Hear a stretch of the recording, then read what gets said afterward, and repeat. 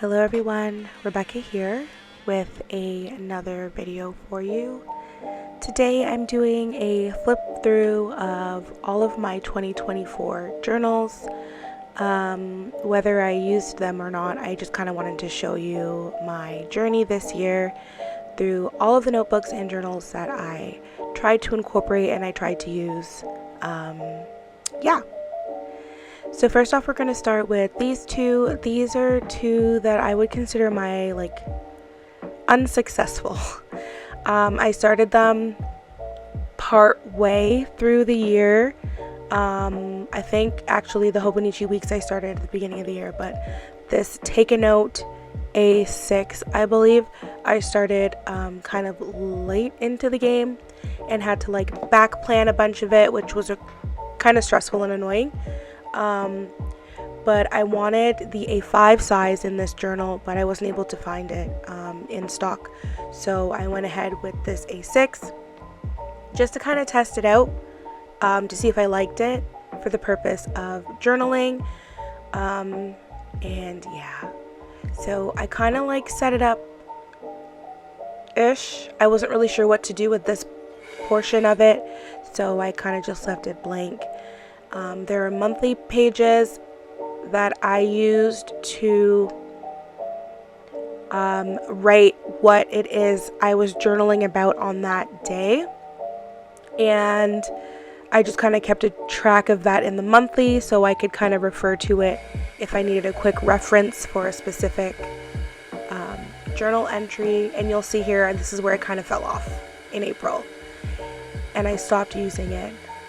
It just became kind of overwhelming and a little bit too much with all of the other planners and journals that I was using at the time, so I kind of stopped. So here I'm just showing you some of the spreads and the layouts. It wasn't anything too fancy. I just kind of wanted to use some of the stickers I had on hand, and just to decorate the pages a bit, and just jotted down my general thoughts and feelings for that day. If anything happened, that's how I started out. And you'll see I kind of declined in the amount that I was writing on each day. Some of the days I didn't write anything at all, then I just covered it with stickers. And then towards the latter end of me using it in April, I was just using it for journaling prompts. Because I just couldn't even fathom using it as a journal. It kind of became overwhelming juggling this with the two other planners I was using at the time. So I just I let it drop. Looking back at it now, I do think I had good intentions and I liked the way that some of the spreads came out, and just even some of the stuff that I wrote in there. I thought it was really nice to see my thoughts and stuff like that. But this method, I'm just showing you here the spacing and how I've kind of fallen off. But this method of journaling wasn't working for me. So inevitably, I just put an end to it and just kind of tucked this away. But the journal itself, I didn't have any issues with. It was just, I think I took on too much too quickly, if that makes sense. But yeah, so this is my A6 Take a Note planner. They do have it in other sizes and layouts, but this is the only one I could get my hands on when I was ordering, because obviously planners go out of stock. They stop making them past a certain point for that year. So yeah, so that's that. Now we're going to move on to my Hobonichi weeks. This planner, I already purchased all my planners for 2024 at the end of 2023, and then I saw the weeks and I was like, oh, maybe I could figure out, something to do with this. So I ordered it last minute and it came in time for me to kind of set it up for January, and I tabbed it and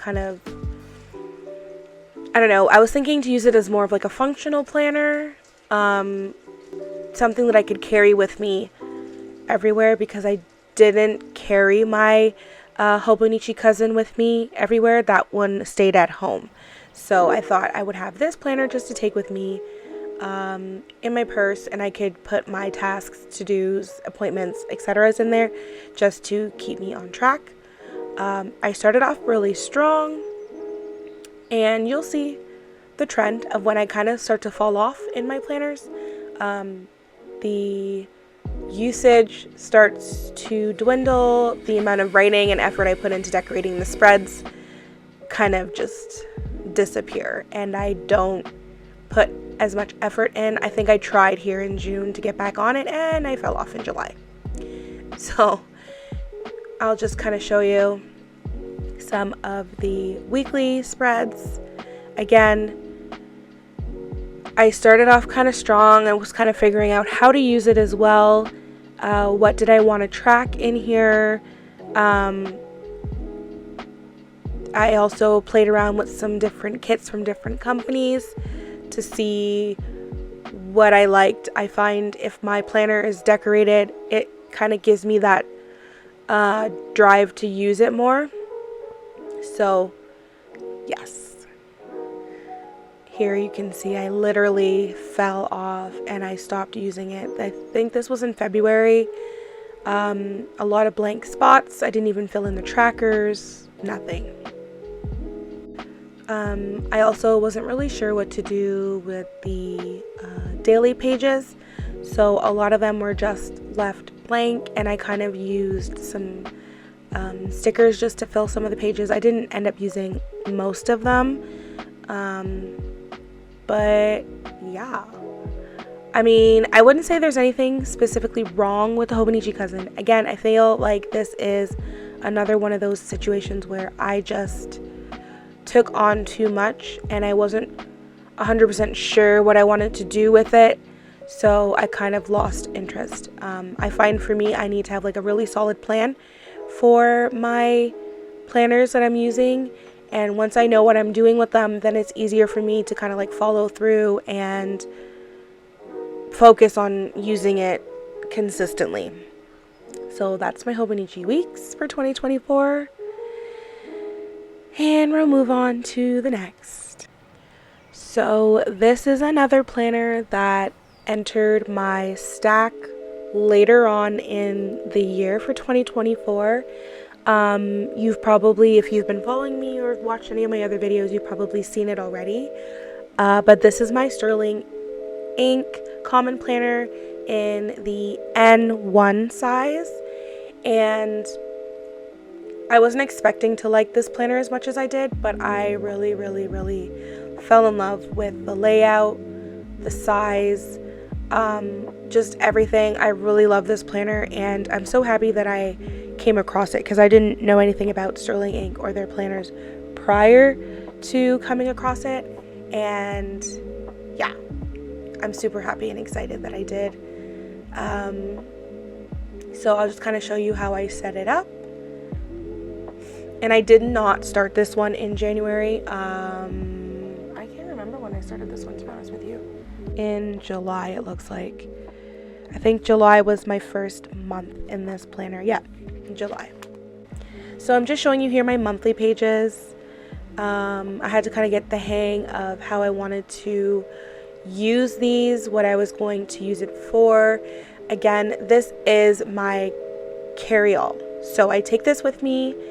I use it to keep track of my to-dos, my appointments, my tasks, things to remember, because I really have a tendency of forgetting simple things, and if I don't write them down, then I'm not going to remember. So I just wanted to have this book that I could have in my purse, and it goes with me everywhere. I kind of wanted to show you here, so I kind of set up the month of December in my current one, but I'm not using it. I received a kit from Mandy Lynn Plans, and I set up December in my new 2025 planner because it has a December monthly spread, but I was just testing out some stickers in this one that you see here. So I did my full setup in my newer planner, not the current one that I'm using. I hope that makes sense. It probably doesn't, but yeah. I had the stickers and I wanted to use them, so I set it up in my new planner, And then the stickers that are in my current planner are from Sterling Ink, their subscription kit. And I just wanted to see how they sit, how they lay, how they interact with the pages, that kind of thing. I'm a very hands-on person, so I often have to feel things out and try them out in order to get a full understanding and a full idea of how they work and how I can make them work. And I'm just showing you here a comparison of the size between the Weeks and the N1. The N1 is obviously larger. They compare this to a traveler's notebook size, and yeah, I'm really loving the size of this.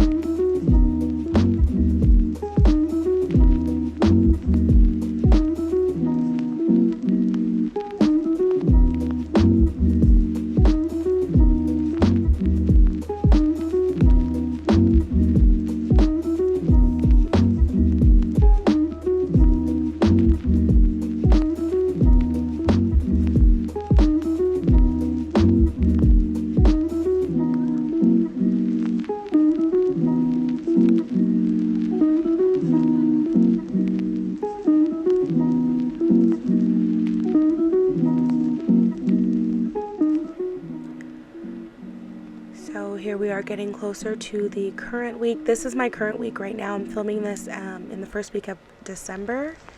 And these are the daily pages. Again, this was kind of a tester planner for 2025. I wasn't really sure how I wanted to use it. So I kind of fiddled around with the daily pages as well to see what I could potentially use it for next year. I tried using it for some memory keeping, journaling type spreads. I'm determined to journal in this planner every day for the month of December, just to see how that feels. And yeah, that's pretty much it for this one.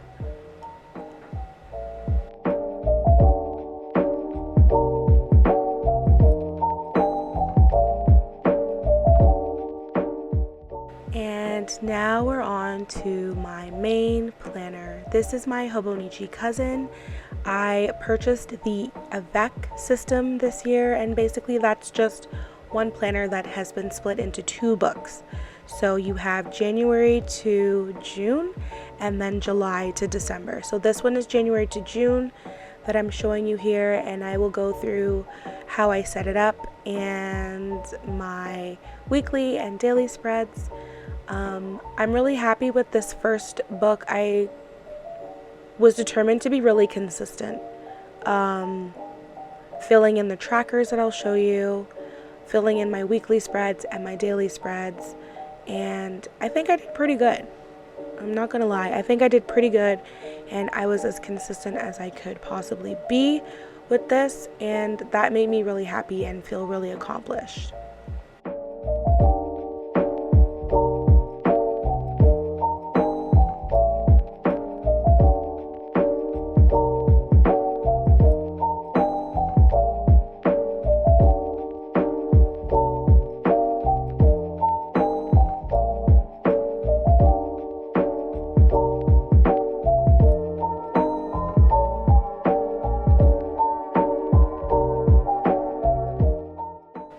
My weekly spreads were kind of like a journal in a sense. In my mind, I used it to track like my gratitude, things that happened in the day that I wanted to jot down, general emotions, and I would expand on the little blurbs I'd put in my weekly spreads on my daily pages.